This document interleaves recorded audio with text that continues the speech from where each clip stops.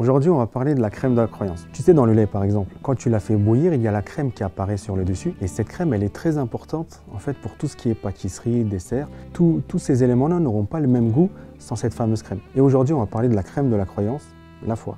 On se retrouve juste après.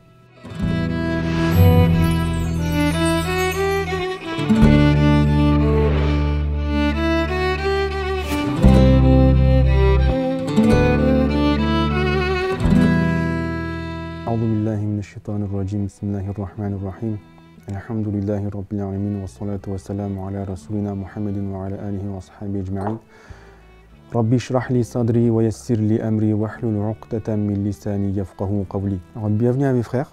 Aujourd'hui on va parler de la seconde vidéo qui fait partie d'une série de 3 vidéos. Donc on va parler de la foi, ce qui se dit Al-Iman en arabe. Nous allons diviser cette vidéo en 2 parties distinctes. Donc le premier chapitre serait, on va parler de la foi d'une manière générale, on va la décrire. Second chapitre, on va voir qu'est-ce qu'on pourrait faire pour améliorer cette foi. Dans un premier temps, on va reprendre les bases, c'est-à-dire on va reprendre, pour construire le second degré, on va d'abord parler, on va reprendre du premier degré pour ensuite expliquer mieux le second degré. On a dit dans la précédente vidéo que le premier degré était la plus importante parce que c'est grâce à ce premier degré qu'on adhère à l'islam. Donc adhérer à l'islam, c'est la base, c'est ce qu'on avait dit. Donc une fois avoir adhéré à l'islam, c'est là qu'il faut travailler sur le second degré. Donc c'est ce qu'on va traiter du coup aujourd'hui. On avait dit aussi dans la précédente vidéo que le premier degré, c'était une attestation. La personne qui veut adhérer à l'islam atteste oralement qu'il accepte les 5 piliers, mais on ne sait pas finalement si cette personne croit vraiment. Donc c'est là que le second degré entre en jeu. Dans tous les cas, si une personne atteste qu'elle adhère à l'islam, qu'elle veut adhérer à l'islam, on se doute bien, ça paraît logique qu'elle a un certain niveau de foi. La base de la foi, elle est là. Parce que si elle n'était pas sincère, si elle n'est pas sincère, alors ça, on ne peut pas le savoir, mais à ce moment-là, cette personne est automatiquement dans l'hypocrisie. Donc on appelle ces personnes des hypocrites. Et d'ailleurs, il y en avait aussi, au temps de notre prophète, alayhi salatu wassalam, des personnes qui souhaitaient profiter de l'islam, qui voyaient cette religion se développer, également s'élargir, s'enrichir, etc. Et les personnes qui voulaient profiter de cela, donc avec hypocrisie, ces personnes entraient dans l'islam. En arabe, un hypocrite au singulier, ça se dit munafiq, au pluriel munafiqoun. Petite question, si je suis né musulman et que je pratique comme ça, parce que les gens autour de moi le font, est-ce que je suis hypocrite? Non, il y a 2 types d'hypocrisie. Suivant la systématique qu'on a fait dans la précédente vidéo, on a dit qu'il y avait plusieurs degrés de croyance, de profondeur, de foi. Donc si tu te dis que tu n'as pas atteint le degré foi, dans tous les cas, dans ta démarche en tant que musulman, d'être musulman, tu es sincère. Donc on peut dire ici que toi, dans ton cas, enfin c'est aussi un toi général pour les personnes éventuellement qui nous regardent, tu es dans le premier degré.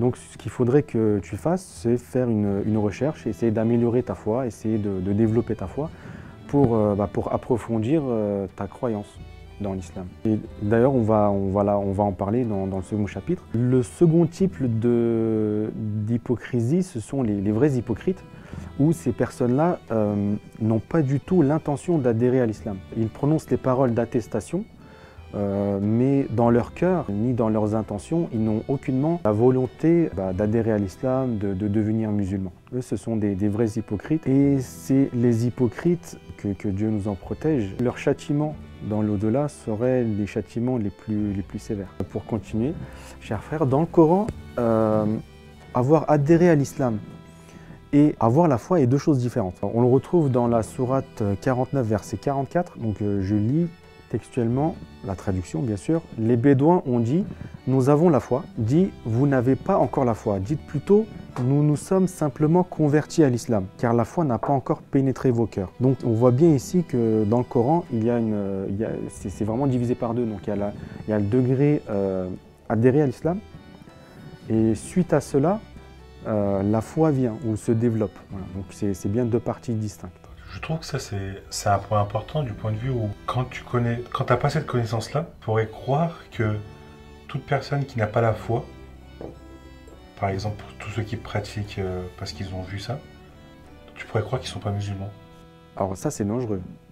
C'est dangereux parce que si tu juges une personne parce que tu penses qu'il n'a pas la foi et donc tu te dis qu'il n'est pas musulman, à ce moment-là, tu donnes un statut de non-musulman à un musulman. Et dire à un musulman qu'il n'est pas musulman, à ce moment-là, tu juges, en fait, tu fais ce qui revient à Dieu. Il y a un hadith sur ça, de notre prophète, salam, qui dit que si un musulman dit à un autre musulman qui n'a pas la foi, à une autre personne qui n'a pas la foi, soit c'est la personne qui l'a dit qui n'a pas la foi, soit c'est la personne à qui ça a été dit qui n'a pas la foi. Mais dans tous les cas, il y a une des deux personnes qui n'aura plus de foi, ou une des deux personnes qui n'a forcément pas de foi, mais dans une position très compliquée. Et là, il faut se repentir. Il faut se repentir dans ces situations-là. Alors, on a vu jusque-là, on a un peu discuté de ce qui était la foi. Donc, c'était le premier chapitre. Le second chapitre, on va voir ensemble comment on pourrait améliorer cette foi, on pourrait développer la foi. 3 points sur lesquels nous travaillons. Premier point, acquérir des connaissances générales. Deuxième point, on va y revenir ensuite sur chaque point. Deuxième point, enlever les doutes. Et troisième point, travailler sur notre personne, sur notre personnalité. Le premier point, donc, je disais qu'il faut, pour améliorer sa foi, développer sa foi, il faut acquérir des connaissances. Comment on acquiert des connaissances? Donc, développer ses connaissances, du coup aujourd'hui c'est tout à fait possible par Internet, où vous avez des sites Internet, vous avez YouTube, il y a plusieurs chaînes YouTube où il y a beaucoup de choses très intéressantes qui sont dites. Et vous pouvez également, il y a également la boussole, du coup que vous pouvez vous abonner, n'hésitez pas à activer la cloche également. Vous pouvez également commenter, nous répondrons à vos commentaires. On pourrait revenir aussi sur le classique, entre guillemets, ce qui se faisait depuis des millénaires, donc les livres que j'ai devant moi. Le livre que tout le monde, en tout cas, devrait lire, mais spécialement en particulier les musulmans, le Coran. Le lire en arabe, c'est déjà très bien. Ça ne développe pas nos connaissances, mais ça nous aide spirituellement, en tout cas, parce que de toute façon, on est obligé de le lire et de l'apprendre en partie pour faire les prières. Mais il faut également essayer de faire toujours avec un esprit critique, que ce soit dans les vidéos ou dans les lectures, dans les traductions du Coran en arabe, avoir un esprit critique des traductions qui sont faites. Alors du coup, après ça, donc lire les commentaires, c'est une bonne chose, c'est un premier niveau, ça sert à acquérir des connaissances. Mais le plus important, effectivement, c'est de comprendre. C'est de comprendre ce qui est écrit, c'est de comprendre le sens. Et pour cela, ensuite, il y a également des exégèses qui sont écrites par des savants. Dans les exégèses, il y a une série de livres que je pourrais vous conseiller. C'est la série Risale Nour, écrit par Saïd Nursi. Ensuite, tous les livres de Hoxha Effendi peuvent être lus. Là, aujourd'hui, devant moi, j'ai par exemple Les Collines d'émeraude du cœur. Pareil, je l'ai lu en turc, je ne l'ai pas lu en français. Donc ces livres servent à développer nos connaissances pour améliorer notre foi. Donc on a dit que ça c'était le premier point pour développer notre foi. Le deuxième point servirait également à retirer tout ce qui peut rester flou, des questions qui peuvent rester en suspens dans notre esprit, même si ça ne nous empêche pas d'avancer dans la foi. Parfois il y a des questions qui nous restent en suspens dans notre esprit. Supprimer le flou rendre notre foi plus nette pour qu'on ne puisse pas avoir d'obstacle à avancer. Est-ce que tu peux nous donner un exemple? Je crois que je n'ai pas bien compris.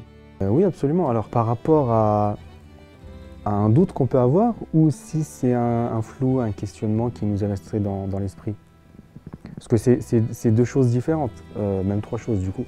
Avoir un doute, parce qu'on peut avoir la foi, on peut ne pas avoir de problème avec notre croyance, mais il peut bien sûr... une question peut nous venir à l'esprit sans forcément nous bloquer. Du coup, à ce moment-là, il faut rechercher. Il faut rechercher le pourquoi du comment. Tiens, par exemple, est-ce que tu pourrais me donner le livre qui est juste devant toi? Donc là, on recherche l'information, c'est ça? Là, donc, ce qu'on va faire, effectivement, c'est rechercher l'information. Même si ça ne nous dérange pas spécialement d'avoir cette question à l'esprit, et que ce n'est pas du tout gênant d'avoir une question à l'esprit pour la foi, ce n'est pas gênant. Idéalement, c'est bien de pouvoir quand même répondre à ces questions. Alors une petite question rapidement qui peut être donnée dans le livre Questions et réponses sur l'islam volume 1 de Mohamed Fethullah Gulen. Alors on a une question ici qui est répondue assez brièvement, rapidement, page 201. Comment l'ange de la mort tranquille les âmes. On peut se poser la question comment ils ont les âmes, car il y a beaucoup de personnes qui meurent en même temps, qui meurent en même temps, qui décèdent du coup. Comment fait-il, si une personne par exemple n'a pas la connaissance, on peut se poser la question de comment l'ange fait pour être à plusieurs endroits en même temps et à des endroits qui ont voilà, plusieurs dizaines de milliers de kilomètres de différence. Il est dit ici très rapidement que les anges sont faits de lumière. Donc ça c'est une connaissance, une information qui nous vient, qui permet de nous éclairer et d'améliorer notre connaissance, ce qui fait que la foi en même temps avance. Les anges sont faits de lumière, ils peuvent être par conséquent n'importe où et simultanément. Donc ils peuvent accomplir beaucoup de tâches au même moment. Par conséquent, Azraël, donc l'archange, peut être simultanément à des millions d'endroits sans la moindre confusion. Voilà, donc après ça détaille encore, c'est un petit paragraphe, mais on peut voir ici, ça répond à la question.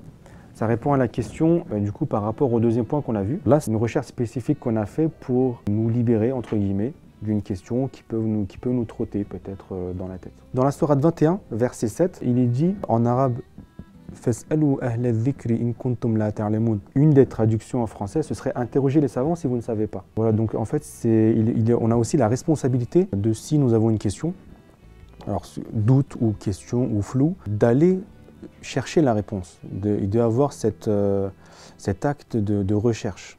Ça fait partie de la responsabilité d'un musulman.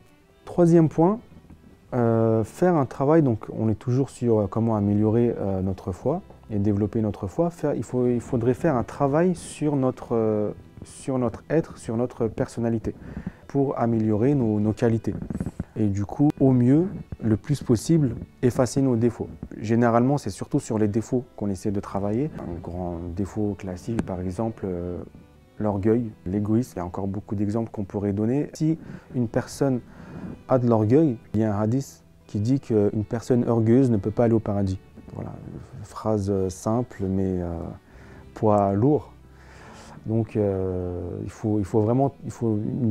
un des grands points sur lesquels un musulman doit travailler, c'est l'orgueil. Souvent en entreprise, avant d'être embauché ou même pendant qu'on est dans l'entreprise, les ressources humaines nous font passer des tests de personnalité pour pouvoir progresser. Est-ce qu'un musulman devrait de temps en temps s'autocritiquer et de manière régulière pour progresser sur ses défauts et ses qualités ? Bien sûr, bien sûr. Chaque musulman devrait au moins, une personne qui veut vraiment travailler sur sa personnalité, devrait au moins s'autocritiquer tous les jours, une fois par jour. Et au mieux, alors pour les personnes qui ont des postes importants, c'est plus facile d'être orgueilleux à ce moment-là, où on est patron, où on dépend de plusieurs personnes. Donc l'orgueil peut se développer super vite. Ces personnes-là, idéalement, ce serait même bien de se remettre en question, de se dire à soi-même, de se rabaisser en fait. Concrètement, c'est ce qu'il faut faire. Il faut remettre les choses au point, dire que si nous nous rappelons que nous sommes simplement un humain, nous sommes simplement un sujet de Dieu, que malgré le fait qu'on ait des statuts différents dans le travail, on est tous des hommes, on a tous le même niveau en face de Dieu, que c'est seulement au niveau de la foi qu'il y a des différences, il y a des différents niveaux, on pourrait toujours argumenter là-dessus. En faisant cela, ça pourrait aider une personne, ça aidera une personne à travailler sur son orgueil et faire en sorte qu'il soit de moins en moins orgueilleux et idéalement ne plus avoir quasiment plus d'orgueil. On a parlé du troisième point, on va donc finaliser cette vidéo. Suite au troisième point, dans l'esprit de ce qu'on a dit dans l'intro, une personne qui travaille sur soi-même, c'est compliqué. Acquérir la foi, ce n'est pas du tout facile, c'est vraiment un travail profond à avoir, sinon ce serait trop facile. Pour cela, il faut transpirer un peu, il faut se faire violence comme il est dit par les psychologues. D'ailleurs, physiquement, faire un changement sur soi, faire un travail sur soi, ce n'est pas qu'une violence psychologique. Physiquement aussi, c'est dans le cerveau, les scientifiques ont remarqué que c'était également qu'il y avait une violence, un ressenti physique dans les changements d'habitude. Et c'est en fait en se forçant à faire ce genre de choses, par analogie avec ce qu'on a dit dans l'intro, quand on fait bouillir le lait, la crème apparaît. Là, du coup, quand une personne se force la foi, la crème de la croyance apparaît. J'espère que cette assise vous a plu. N'hésitez pas à me faire des commentaires si vous avez des questions. N'hésitez pas à vous abonner, à ouvrir la cloche de notification et à liker la vidéo. Portez-vous bien. À la prochaine.